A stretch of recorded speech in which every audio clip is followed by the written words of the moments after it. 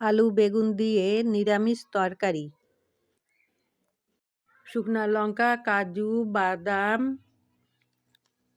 কিছুটা কাঁচা নারকেল দিয়ে আমি ভেজে নেব। তার সাথে অ্যাড করে দেব তিল। হালকা করে ভেজে নিতে লাগবে।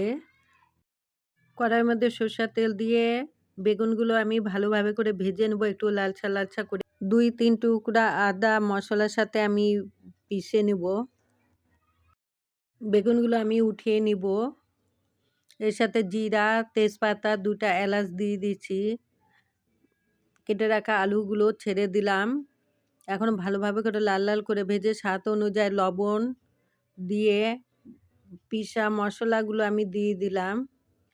হলুদ গুঁড়ো, জিরের গুঁড়ো, ধনিয়ার গুঁড়ো দিয়ে নাড়াচাড়া করে আমি মশলাটাকে ভালোভাবে করে আমি একটু কষিয়ে নিব।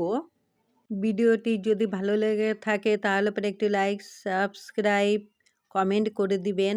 এখন আমি তরকারির মধ্যে জল পরিমাণ মতন করে দিয়ে দিলাম, যাতে আলু বেগুন যাতে ভালোভাবে করে যাতে সিদ্ধ হয়ে যায়। তার মধ্যে ছড়িয়ে দিলাম 3-4টা কাঁচা লঙ্কা আর সামান্য একটু চিনি। নাড়াচাড়া করে আমি ঢেকে রেখে দেব। হয়ে গেছে, আলুও সিদ্ধ হয়ে গেছে। এখন আমি নামিয়ে পরিবেশন করে নেব। দেখেন কত সুন্দর হয়েছে দেখতে। অনেক অনেক ধন্যবাদ ভিডিওটি দেখার জন্য।